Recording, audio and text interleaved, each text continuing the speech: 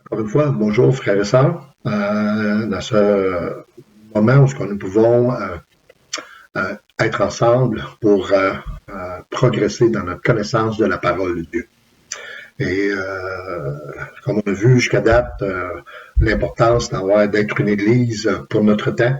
Et aujourd'hui, on va aller peut-être un petit peu, on va regarder plutôt l'équilibre, avoir un équilibre en ce qui concerne le développement. Mais juste avant, j'aimerais qu'on puisse prendre simplement un temps de prière ensemble, court temps, et que Dieu puisse bénir ce moment que nous passons ensemble. Seigneur notre Dieu, on a besoin de ta présence, j'ai besoin de ton esprit, j'ai besoin de toi, Seigneur, que tu puisses m'aider à comprendre et aussi Seigneur, à exprimer, Seigneur, le désir de ton cœur afin que nous puissions aller un peu plus loin, Seigneur, dans notre service envers toi, vers le monde, vers l'Église. Et Seigneur notre Dieu, j'ai besoin de ta présence, j'ai besoin de ton esprit, et chacun d'entre nous on a besoin de cet esprit, Seigneur, qui peut faire tout, qui va faire, qui a fait la différence dans ma propre vie, qui veut faire la différence dans la vie de tous ceux et celles qui nous entendent. Alors, Seigneur, notre Père, je prie que tu puisses m'aider à donner, Seigneur, ce court enseignement, que ça puisse avoir un impact dans nos vies et qu'ensemble, Seigneur, nous puissions élever ton Saint-Nom, te glorifier, Seigneur, parce que tu reviens bientôt. Seigneur notre Dieu, merci pour tout ce que tu es et surtout pour ce que tu vas faire à travers ton Église, Seigneur, dans les jours, dans les mois, dans les années qui s'en viennent. Dans ton nom, nous prions. Amen. Alléluia. Gloire au Seigneur. Alléluia. Ouf, Seigneur Jésus. Et peut-être, rien qu'une question, je dirais une question peut-être d'entrée. Combien d'entre nous savons que nous sommes non seulement des croyants, mais aussi que nous sommes tous des membres du corps de Christ? Est-ce qu'on est conscient? Est-ce qu'on comprend véritablement tout ce que cela signifie d'être membre du corps de Christ? Et vous savez, une des choses que Dieu permet, Dieu nous a créés en tant qu'individus. Nous sommes tous des individus à part entière, avec des qualités, les défauts, les particularités qui nous définissent chacun d'une façon personnelle. Mais Dieu ne veut pas que nous devenions des individualistes. Alors, on est là pour vivre ensemble, et on peut marcher ensemble vers, je dirais, vers le pays promis.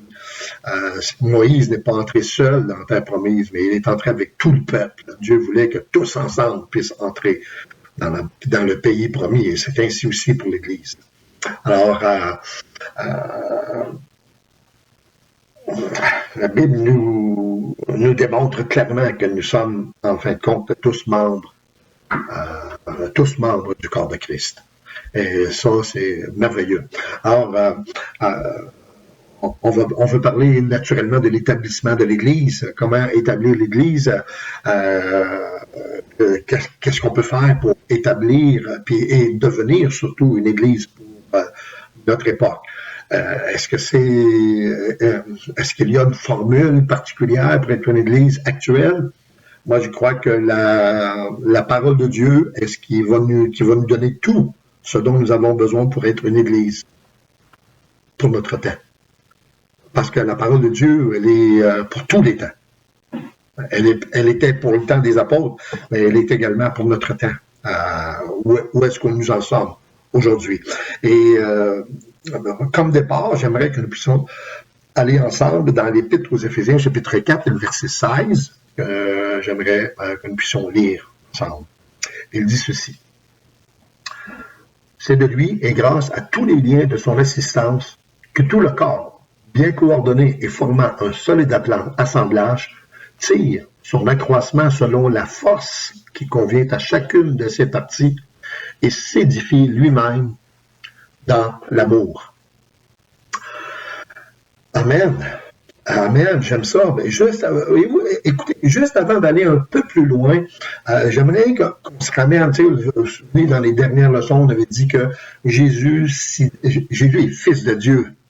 Il est parfait, il n'y a pas de péché, il n'a pas été touché par le péché, et il s'identifiait aux gens de son époque. Il parlait leur langage et il ne les condamnait pas, même si les gens, je vous dis, c'était pas facile de vivre à cette époque-là. Alors, les gens étaient pécheurs, les gens étaient violents, mais Jésus-Christ parlait leur langage, il ne condamnait pas personne, il donnait des solutions pratiques pour les problèmes de la vie de tous les jours. Et en fait, il leur proclamait la bonne nouvelle. Et je dirais que une des missions particulières de l'Église, c'est de proclamer la bonne nouvelle.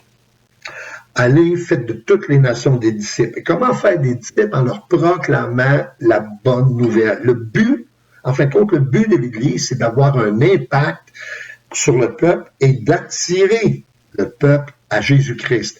Le message et la méthodologie de Jésus ne visaient pas une minorité intellectuelle ou une élite religieuse. Son message s'adressait à tous, aux masses. Son ministère s'adressait au cœur de la foule. Il était, si on veut utiliser une expression moderne, il était sur la même longueur d'onde que le peuple. Et les gens de son époque, on avait dit que les gens de son époque anticipaient ardemment sa venue. Il saisissait chaque parole qui sortait de sa bouche. Rien que là, pour arrêter. Le peuple saisissait chaque parole qui sortait de la bouche de Jésus-Christ. Je me parle à moi-même. Et je nous parle à nous tous. Est-ce que les gens saisissent chaque parole qui sort de notre bouche? À l'époque de Jésus, les gens venaient des milles à la ronde. Et les gens venaient, ils entendaient parler que Jésus était à telle place. Les gens allaient là où était Jésus. Ils négligeaient parfois de prendre même leur repas normal pour alimenter leur âme du pain de vie que Jésus leur procurait. Si l'Église pouvait être ainsi aujourd'hui. Voyez-vous, la Bible nous dit que Jésus, c'est la tête du corps, et nous sommes le corps. Alors je me dis, il est possible, je crois qu'il est possible que l'Église soit comme Christ a été à son époque. Mais on ne peut pas devenir l'Église que Jésus veut qu'elle soit sans l'assistance de celui qu'il nous a donné, c'est-à-dire du Consolateur, du Saint-Esprit. Parce que sans le Saint-Esprit, on ne peut pas rien faire. Jésus même, un jour, a dit, le Fils ne peut rien faire de lui-même. Tout ce que le Père fait, le Fils le fait pareillement. De quelle manière? Par l'assistance du Saint-Esprit. Jésus-Christ, qui était Fils de Dieu, a été baptisé dans le Saint-Esprit. Rappelez-vous son passage dans le désert après 40 jours de jeûne, de prière. La Bible dit que Jésus est sorti du désert revêtu de la puissance du Saint-Esprit. Et son ministère a débuté avec puissance. Et sa renommée s'est répandue dans toute la Judée, un peu partout, dans la Samarie, un peu partout à travers le monde de son époque. Et aujourd'hui, c'est la même chose. On a besoin de la présence, de la puissance du Saint-Esprit. Et j'aimerais vous relire de nouveau l'Épître aux Éphésiens, chapitre 4, verset 16, dans la parole vivante, et qui dit ceci. Je vais vous le mettre aussi. Elle dit, car c'est de la tête que tout le corps tire cohésion et unité. C'est en restant dans sa dépendance que l'ensemble, bien lié et coordonné grâce aux différents muscles et ligaments, forme une structure harmonieuse, à condition que chaque organe remplisse son office suivant la fonction qui lui a été assignée et selon les forces et capacités qui lui ont été données pour suffire à ses besoins. De cette manière, en assurant l'activité attribuée à chaque partie, tous les membres contribuent ensemble dans un esprit d'amour à la croissance organique du corps qui s'élève comme un édifice. Wow! J'aime ça, frère, et ça. J'aime ça. C'est important. J'aime ça. Pour un grand nombre de visionnaires, aujourd'hui, à l'époque où on est rendu, pour un grand nombre, on va vivre la période la plus passionnante et la plus fascinante de toute l'histoire de l'Église. Certains croient que le prochain événement, l'agenda on pourrait dire l'agenda prophétique de Dieu sera l'enlèvement de l'Église. Ce sera des moments où toutes les personnes vivantes ou mortes qui ont placé leur confiance en Jésus-Christ pour leur salut éternel seront rassemblés dans les airs pour rejoindre leur Seigneur bien-aimé sur des nuées. Amen. Mais ça, c'est notre espérance, c'est notre avenir, c'est notre espérance. Mais d'ici à ce que cela arrive, on a encore du pain sur la planche. On a encore beaucoup de choses à accomplir pour Dieu et pour que l'Église puisse avoir, comme j'ai dit tantôt, avoir un impact et attirer la majorité, parce que Dieu veut que tous soient sauvés et parviennent à la repentance. Mais comment entendront-ils parler si personne ne prêche? Alors, l'Église est appelée à prêcher la parole de Dieu, la parole du royaume des cieux. Alléluia! Alléluia! Alléluia! Alors, écoutez, quand Paul, souvenez-vous quand Paul, sur le chemin de Damas, a rencontré le Seigneur Jésus-Christ, il a déclaré ouvertement, « Seigneur, que veux-tu que je fasse? » Alors, nous, aujourd'hui, est-ce qu'on a le même cri à l'intérieur de nous qui dit, « Seigneur, que veux-tu que je fasse? » Seigneur, tu parles à l'Église, que veux-tu que l'Église fasse aujourd'hui, Seigneur?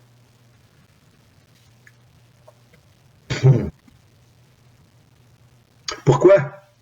Frères et sœurs, posons-nous cette question. Pourquoi l'Église existe-t-elle? Il y a une raison pourquoi l'Église existe. Et c'est important, frères et sœurs. On doit comprendre le pourquoi de l'existence de l'Église de Jésus-Christ. Et si l'Église existe, je vais remettre une autre question en réflexion qui dit, l'Église d'aujourd'hui est-elle au service du disque dur ou est-elle au service du Saint-Esprit? Wow. Je pense que ça veut tout dire. Quand on parle du disque dur, on parle de la technologie, etc. C'est tellement facile d'aller chercher toutes sortes de choses, d'informations, d'avoir de la connaissance. Et la Bible dit que dans les derniers temps, la connaissance augmentera. Mais la connaissance, sans la présence, sans le Saint-Esprit, ça sert à rien. Sans la connaissance, on a besoin de l'assistance du Saint-Esprit.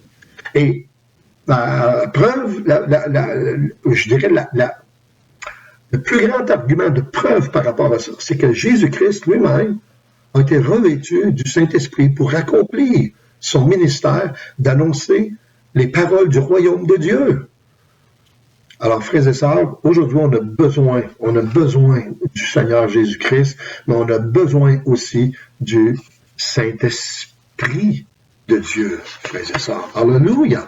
On a besoin du Saint-Esprit de Dieu pour accomplir l'œuvre à laquelle nous avons été appelés. Alors, conséquemment, dans le processus de l'établissement d'une Église, on doit considérer certaines choses, on doit considérer l'importance de certaines choses.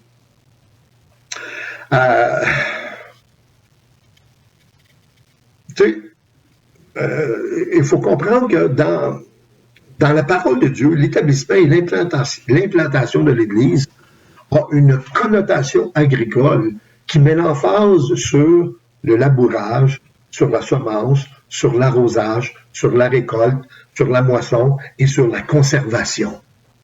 Et tous ces termes étaient très familiers pour les Juifs de l'époque. Ils étaient pour une grande majorité des gens de campagne, et ces concepts faisaient partie de leur vie. Ils connaissaient, tu sais, alors ils comprenaient la connotation agricole sur laquelle le Seigneur appuyait. Alors conséquemment, comme je l'ai dit, dans le processus de l'établissement d'une Église, et on a besoin de comprendre, de considérer l'importance de trouver le bon endroit où planter. Celui qui cultive pas n'importe où. Il va trouver une bonne terre, une terre qui est là avec les éléments nécessaires pour que la semence puisse produire. On doit se trouver aussi, semer la bonne semence dans la bonne saison. Et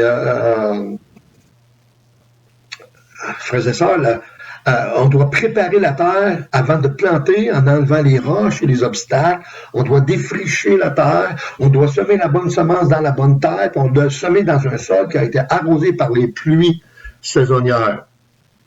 Et ça, en fin de compte, bon, ça c'est quand on pense à tout l'aspect agricole. On doit aussi prendre soin après ça de la récolte, la fertiliser si nécessaire en l'arrosant régulièrement. En arrosant la récolte régulièrement. On nourrit la terre, on attendrit diligemment la terre jusqu'à la moisson, puis on récolte à la moisson au temps approprié et en sa saison. Ça, c'est le concept dans l'idée originale.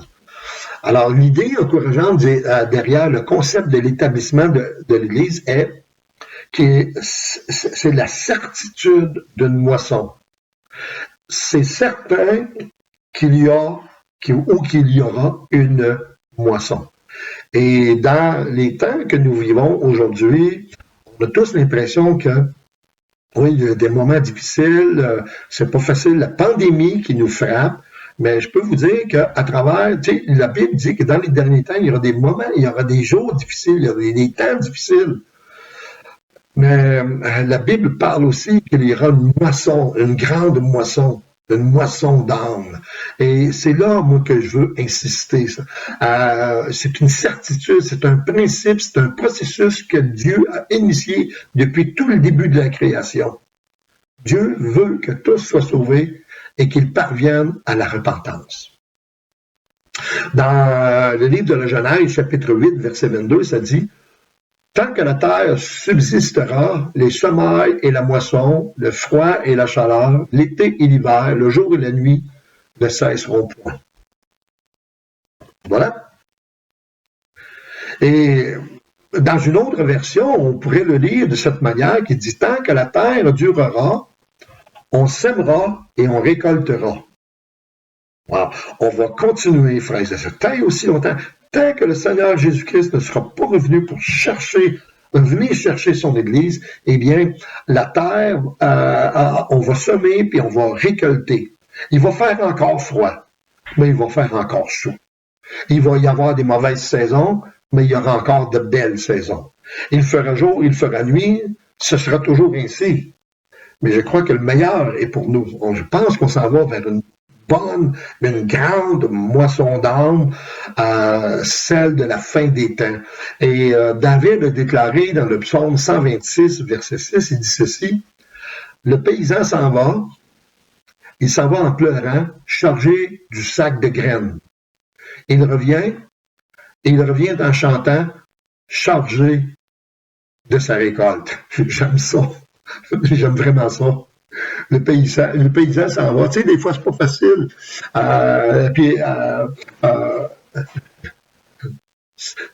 Vivre selon les principes divins, c'est pas toujours facile. Tu sais, mais même si on s'en va en pleurant, on est Dieu a pourvu dans notre sac. Dieu a pourvu à des graines. On peut être là, même on est frappé par le malheur, par la pandémie, mais on le vit peut-être autrement. On le vit d'une façon à ce que ça puisse avoir un impact parmi ceux qui nous entourent. Et puis, vous savez, la récompense, c'est qu'il y a une moisson, c'est quelque chose qui est en arrière. Alors, la loi de la moisson a été construite dans plusieurs aspects de la vie sur cette planète. À travers plusieurs leçons, on peut apprendre le fait que si nous semons quelque chose, on va récolter quelque chose. Essayons de découvrir, de considérer ensemble ces principes de la moisson, comme il est dit dans l'Évangile de Jean, au chapitre 4, verset 36. Je lis dans la parole de vie qui dit ceci. Celui qui récolte reçoit déjà sa récompense. Et il rassemble tout pour vivre toujours avec Dieu. Avec celui qui sème et celui qui récolte sont joyeux tous les deux. Alors, celui qui sème et celui qui récolte sont joyeux tous les deux. Excusez-moi. Voyez? Alors, j'aimerais qu'on puisse se souvenir de ceci. On l'a dit auparavant, mais jamais, je veux le répéter quand même. L'Église n'est pas une bâtisse. C'est une compagnie de gens sauvés. Sauvés par la grâce. On n'est pas sauvés par des actes qu'on aurait accomplis, par des bienfaits qu'on aurait faits. On est sauvés par la grâce de Dieu. On va penser rassemblement des saints plutôt que rassemblement dans une bâtisse, dans une église. On ne doit pas on ne devrait pas conformer l'Église à un patron d'activité religieuse. Puis, on doit viser à avoir un impact et d'attirer les gens vers l'Église. Ça, c'est important, frères et sœurs. C'est important.